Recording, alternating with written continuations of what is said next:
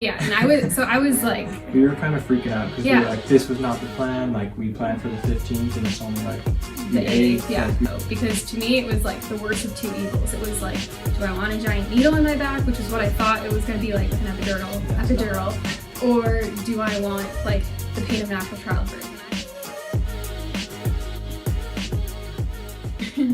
Hi, and welcome to another video. Today, hi, can you say hi? Oh yeah! Hi! Say hi! So today we are going to be talking about the day Grayson was born. Birth story. His birth story, yeah. So we have some notes here and we're just going to reference them from time to time. I guess we're just going to start.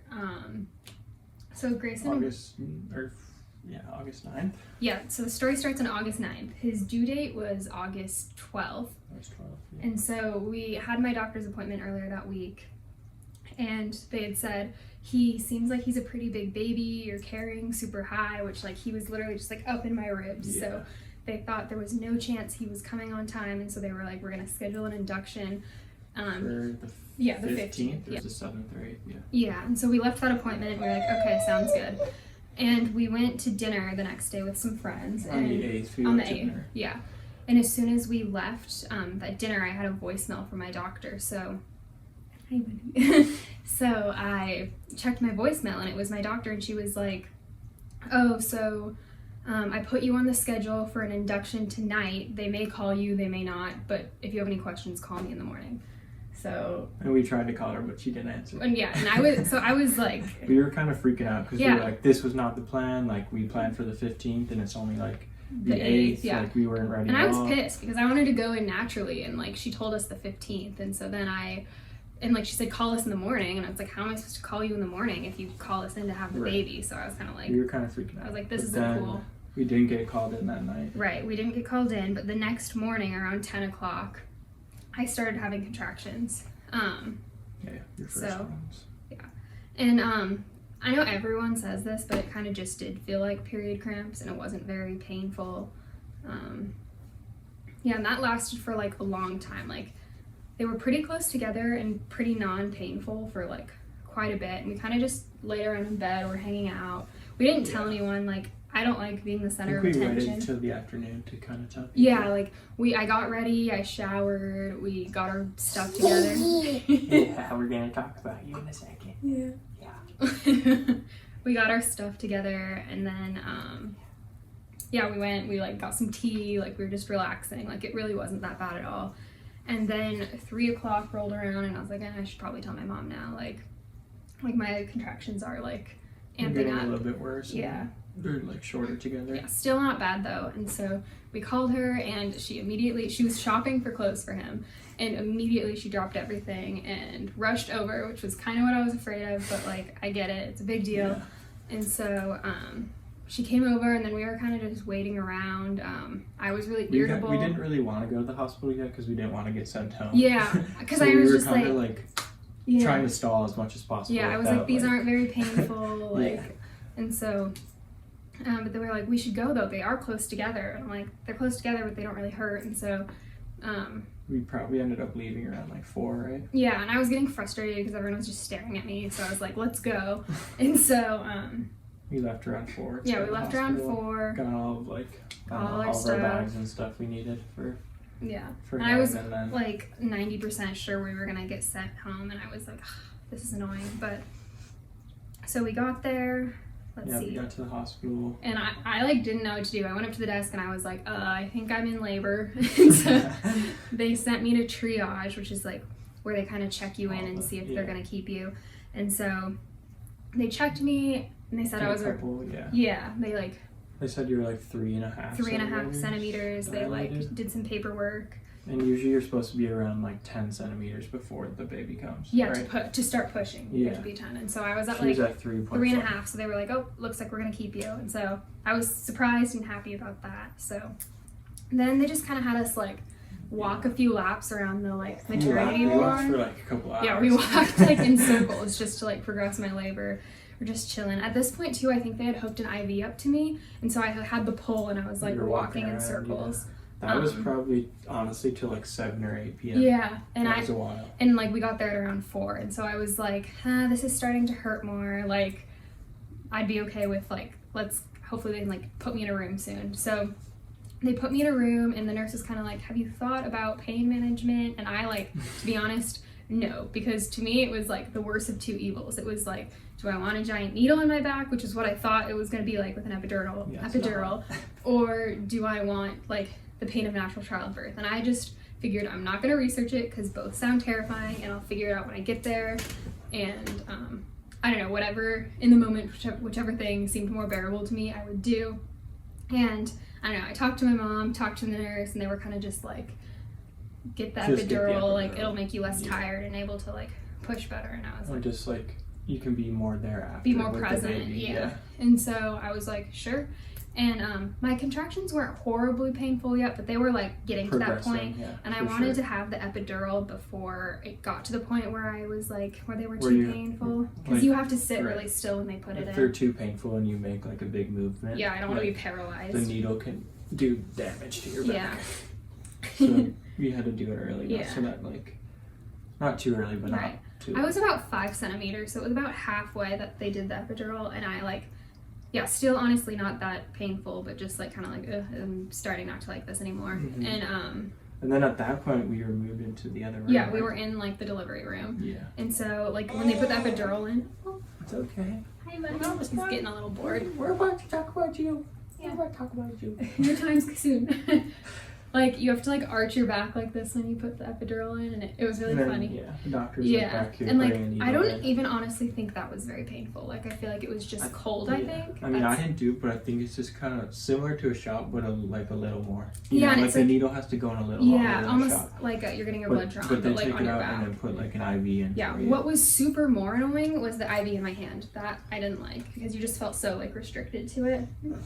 But, yeah, they put it in my back, and it was funny because the anesthesiologist was like, you have such a strong back. Are you a gymnast or something? And I was like, I'm a dancer. I was excited about it. But yeah, so they put the epidural in, and like immediately I didn't feel any more contractions. Like I was sitting there like getting adjusted in the bed, and your whole kind of bottom half goes numb, right? Yeah, and like your whole legs and everything. And on the charts, this is his new dance. Yeah. On the charts, the anesthesiologist was like, oh, you're having like another contraction right now, like the little rise and fall. And I was like, you're kidding me, I don't feel anything. So like from the moment they put the epidural in, I had stopped feeling my contractions, and eventually my legs went totally numb and I couldn't. Dada. He learned how to say dada this week, so he just calls everything dada. So cute. Yeah, it's super cute. I'm a little jealous, but it's super cute. Yeah, anyway, you're gonna hear the story of how I birthed him and like carried him for 9 months, and then all of a sudden dada, like story of everyone's life, right? Dada. But yeah, so I completely had no feeling. Yeah. Good job, buddy. Really, buddy. No, I think it's cute though, but I had no feeling, totally like hips down. I couldn't feel anything, and my nurse was actually like... Well, that's when they switched nurses. Oh yeah, they switched nurses because the shift was over. The nurse walks in and she looks like more pregnant than Allie. Yeah, she was like 37 weeks. What? Like... And so like, since I was numb, like if I wanted to move, her or Matthew had to like pick me up and flip me. Yeah. And Grayson was like coming in at a weird diagonal, and so like they kept on flipping me to try to get him to move. To straighten out, yeah. Yeah, my labor actually would have been really fast, but he was just like stuck going diagonal. Like a slant, yeah. Yeah, so his head was crooked. At that point, I was probably stalled at like a 6 or a 7 like centimeters dilated for a while. So that's when they started putting Pitocin through my IV. Mm-hmm. Let's see. Which is supposed to make labor go quicker. It's like artificially produces contractions, right. And so, yeah, we're still kind of stuck there for a while. And at this point, like my brother and my dad had showed up, and we had said, "Listen, don't come for a while. It's gonna be a long time." They didn't listen though, because I don't know, they were excited, so they came, and then literally it was just my whole family and Matthew, and we were all just chilling in the room for like hours on end. And also a quick side note, like my family just wasn't there because they're out of state, but I was like texting and calling them the whole time and everything, and letting them know like updates and everything. Right, like and they had just been here for the baby shower, like they literally like barely my missed, sister and my mom left like less than a week before this. Honestly, like things were still going pretty well. Like I was in a good mood. Like it was honestly just like we were waiting around for stuff to progress. Honestly, not that much happened until like 3 a.m. At that point.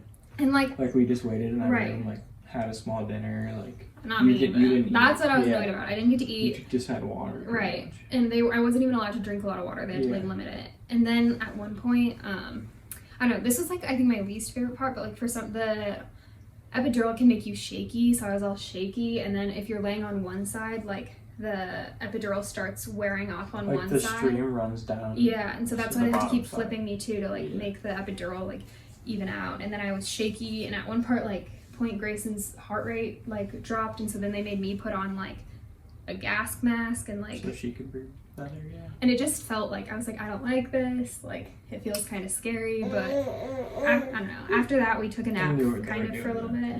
Yeah. It was like we tried to stay up, but then it was like 1 a.m. we fell asleep, which I don't know, we should have done that a long time ago. Probably to 2:30 maybe. Like for a quick like hour and a half. And then the nurse came in and I was like, I think it's at first you were like, I think I pooped myself. Yeah, like every pregnant woman ever, or and then person who's given birth. And then both of us were like, no, like there's nothing there. I was like I made my brother and my dad leave, and I was like, I swear to God, I've pooped. Like I'm pooping, because I hear all these stories about how people poop in labor, and so I was like, oh my God, like here it comes. But then the lady was like, both checked and like, there's no poop. You're not we pooping. think you're just you're ready to push. Yeah, we're ready to push, and we were like, well, we weren't ready for that because it's 3 a.m. I know. And so the nurse called the doctor, and she told me, the nurse was like, okay, well, don't get afraid, but your doctor, she's very good at her job, but she's going to be yelling. And she's just kind of crazy. Yeah, and so just go with the flow. But really good at what she does. Yeah, and don't be concerned. So she got here, like, within a few minutes, and she did this crazy thing where since he was still at that weird angle, she literally just, like, I didn't feel it, but she literally just put her hand in and, like flipped him around. And just twisted his head. Yeah, it was crazy. Yeah. Like, holding your legs. And I don't even, I honestly kind of blocked this out. I don't remember. Pretty much the doctor just came and then she talked for like 3 seconds and was like, are you guys ready for this? And we were like, sure. And then she was like, all right, Matthew, like you just hold her legs up, or one of her legs while she does, and then she just does everything else. At one point, wasn't she like, you need to calm down, you're doing too much. I was trying to at this point too, it was just Matthew and I in the room. I was just thinking like, if I push on her leg more, like, or her foot, like, it'll be easier for the baby to come out. But like the doctor's like, don't do that, like it's making it harder. I was like, oops, like my bad. You saw everything. I didn't see what was going on, but it only took 15 minutes of pushing. I think they said the total time was 26 minutes or something. Yeah, which is actually very short. Very some fast. People push multiple hours. Some people push for 12 hours. Right, not 12 hours, but I hope not. But in my mind, it felt like 3 minutes. It didn't feel very long at all. And then he was out. He came out. The nurses take him right away. Yeah, they pretty much took him right away because he wasn't crying or anything. And I was like, why is he not crying? They kind of just patted his back. Yeah, and they suctioned him because he had fluid in him. And then he made a wah noise. Yeah. And then we were like, okay, that's He's good. He kind of just, I don't know, he was a little purple when he came out almost, just because. And he had an egg head from getting squeezed. His head got squeezed on the way out, so his head was super deformed. They walked him over to a little the lights on the table to examine him, and I was by myself and Matthew. Before that, so they wiped him off and everything, and then I had to cut the umbilical cord. Oh yeah, because they put him on my chest. They put him on Allie right away, less than a minute after he's born, because that's you're supposed to get mom skin to skin contact as soon as possible. And while he was it's been crazy. While he was on her chest, I had to cut the umbilical cord, but I always thought I would get to decide if you had an innie or an outie, I would get to choose where to cut it. But when they have you cut it, you cut super 2 far feet from the down the actual actual cord. Yeah, and then they cut it later and stitch it up and everything. But after I cut that umbilical cord, we took him over to get weighed and stuff. It's just a little. And do some tests. They put him oxygen mask on him. They did the jaundice test. Yeah, the Apgar you're familiar. Test, yeah. Thank you for this. Just made sure his heart and blood pressure was all good. Just any of the normal tests pretty much. And during this, they were stitching me up because I tore, but hardly at all. She was it was the most minimal. Which I also didn't feel that because I was totally numb. And then they brought him back though. We'll insert some pictures below from.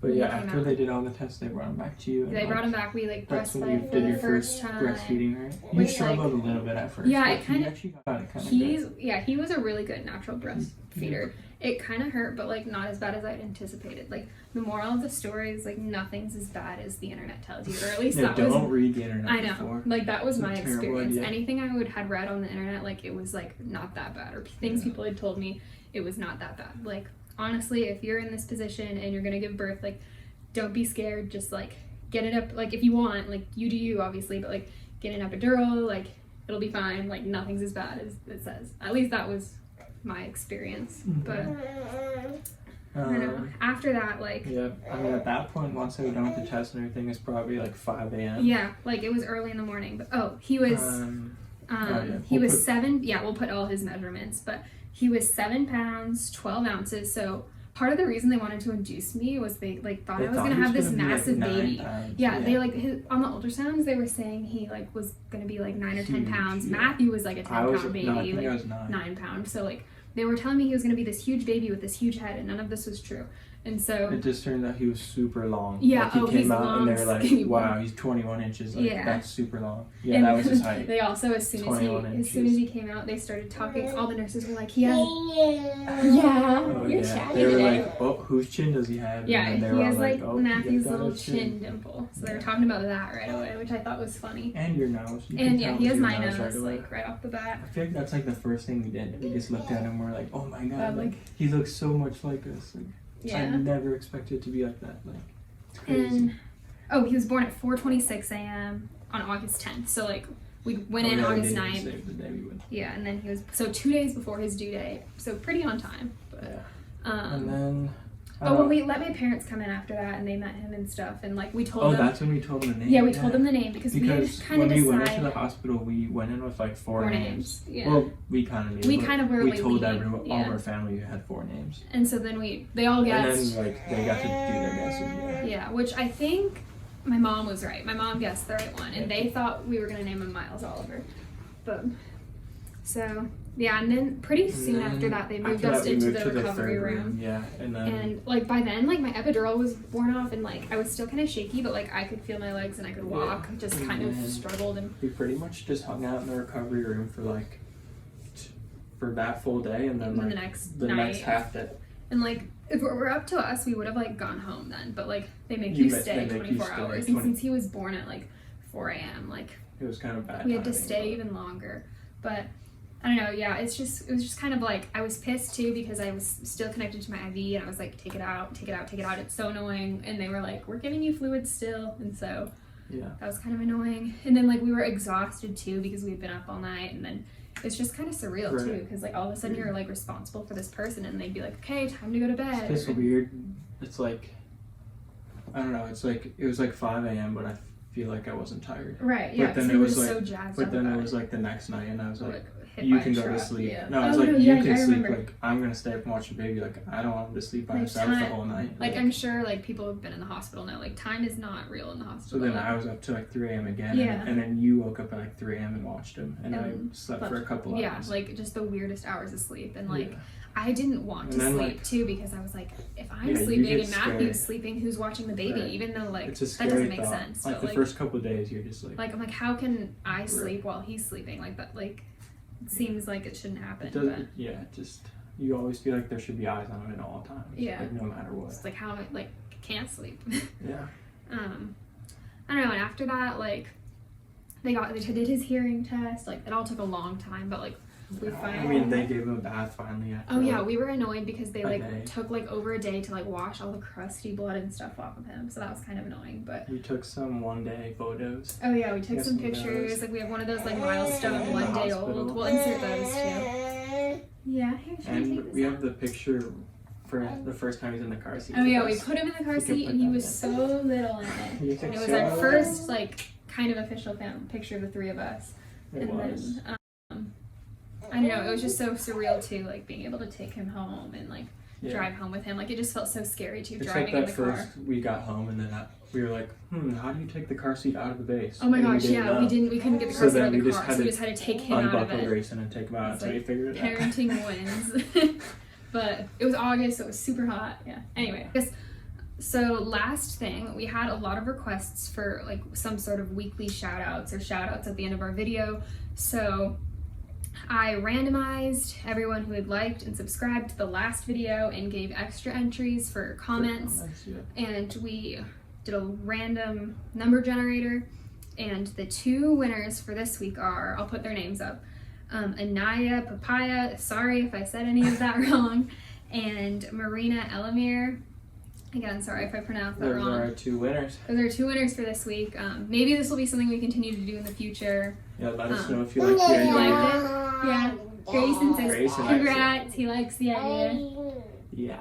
But I think we're gonna try to post every Friday, and then he's so cute. Maybe Mondays. Yeah. I don't know. Let us know if you have any input. Every week on Monday, but Mondays and Fridays for sure. maybe. For sure, probably Fridays. Yeah. And then we'll try to do a bonus video on Monday each week. Yeah. We'll do our best, just depending on how busy we are that week and stuff. Okay. Well, this has been a significantly long outro, but anyway. Thank you for watching. Like and subscribe.